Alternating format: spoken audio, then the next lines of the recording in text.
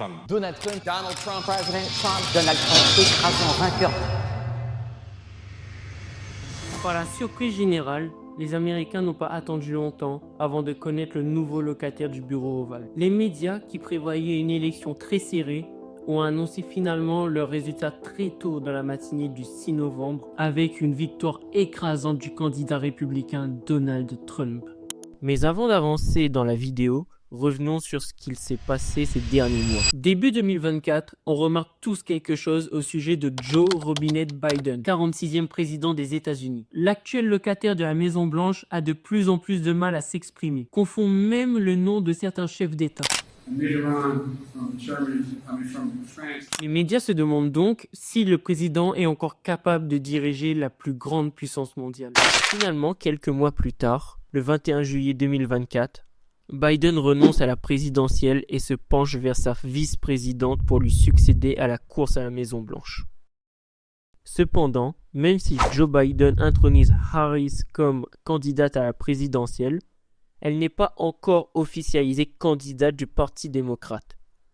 C'est lors de la convention des deux partis que sont officialisés les candidats qui vont représenter le Parti républicain et celui démocrate. C'est lors d'un vote qu'on saura qui représentera chacun des partis. Please welcome the Democratic nominee for president, Kamala Harris. Donald J.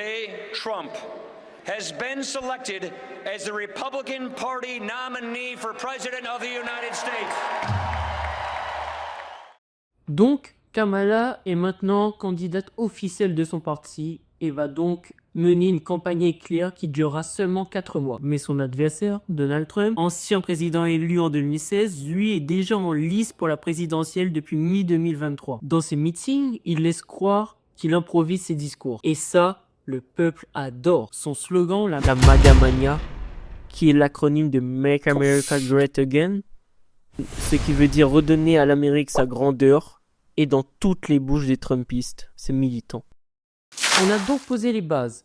On a 2 candidats, 2 partis, 2 programmes. Il faut maintenant partir sur le terrain pour rallier les gens à sa cause. Aux États-Unis, le système de vote est plus différent que ce qu'on a en France. En France, le vote se fait par suffrage universel, c'est-à-dire que c'est le peuple qui vote pour le président directement. Cependant, aux États-Unis, c'est un peu plus différent. Le vote se fait par suffrage indirect, c'est-à-dire que ce n'est pas exactement les citoyens qui choisissent directement le président. Aux États-Unis, on a ce qu'on appelle un collège électoral. Ce collège électoral est constitué de 538 personnes. Pour élire un nouveau président, il faut totaliser au minimum 270 électeurs, c'est-à-dire la moitié. Ces différents grands électeurs sont répartis proportionnellement dans les 50 États des États-Unis, avec un minimum de 3 grands électeurs par État. On retrouve donc certains États très occupés comme la Californie, avec ses près de 40 millions d'habitants qui totalisent 54 grands électeurs, soit 1,4 grands électeurs pour 1 million d'habitants. Si on compare au Wyoming, un État comptant environ 600 000 habitants et ayant 3 grands électeurs, soit environ 150 000 habitants pour un grand électeur. On remarque donc que les États comme le Wyoming ont une plus grande influence que les États à grande population comme la Californie. Prenons un exemple. Lors du vote, si les habitants d'un État votent à 53% pour un parti que pour un autre, la répartition des grands électeurs n'est pas proportionnelle. Le parti qui l'emporte prend tous les grands électeurs. C'est la règle du winner takes all. Le gagnant prend tout.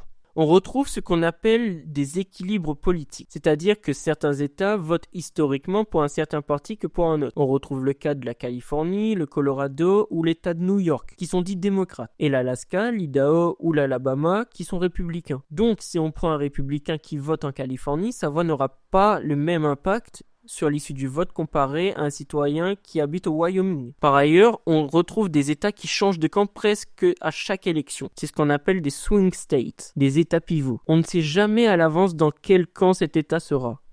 Donc, les candidats, lors de leur campagne électorale, vont se rendre exclusivement dans ces États pour convaincre les habitants de voter dans leur parti. Les États pivots sont le Wisconsin, la Géorgie, la Pennsylvanie, le Michigan, le Nevada, l'Arizona, la Floride et la Caroline du Nord. Mais il y a un État pivot qui est plus intéressant que les autres. C'est l'État de Pennsylvanie, dans l'est du pays.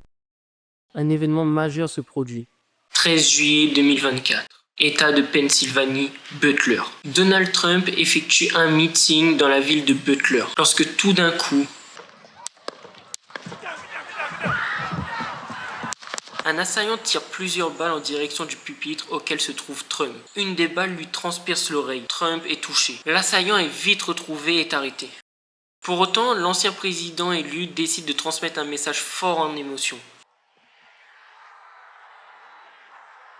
Il se relève et à travers son poing levé, transmet un message de courage et de détermination. Malgré cet événement, son geste lui permit de s'élever encore plus dans les sondages. Certains disent que c'était prémédité, d'autres disent que c'est le destin qui en a voulu ainsi.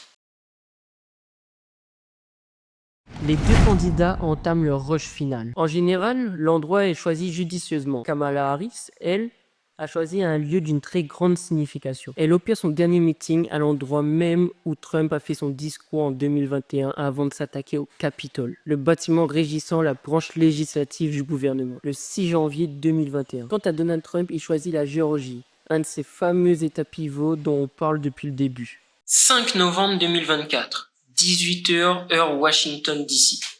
Les votes sont officiellement terminés. Les Américains vont bientôt connaître le nouveau leader du monde libre. Au fil de la soirée, plusieurs États commencent à dévoiler leurs résultats. Les États appartenant historiquement à un parti restent fidèles et donc n'évoluent pas. Premier État pivot dévoile son résultat. La Géorgie, État du Sud-Est, est remporté par le camp républicain. Ce n'est que le début de la nuit, rien n'est joué d'avance. Cependant, au fil de la nuit, une tendance s'installe petit à petit. D'abord la Géorgie, puis la Caroline du Nord. Donald Trump possède déjà 2 États pivots sur 7. Il se rapproche de plus en plus d'être le 47e président des États-Unis. D'abord Fox News. Now officially project that Donald Trump will become the 47th president of the United States. Puis 5 minutes plus tard, CNN. It is now official. CNN projects that Donald Trump has been elected president, defeating Vice President Kamala Harris. Dans la soirée, les autres chaînes comme CBS, MSNBC confirment le résultat. La soirée du 5 au 6 novembre 2024 restera une date marquante dans l'histoire politique des États-Unis. Mais une question demeure. Que réserve l'avenir du pays sous ce second mandat ?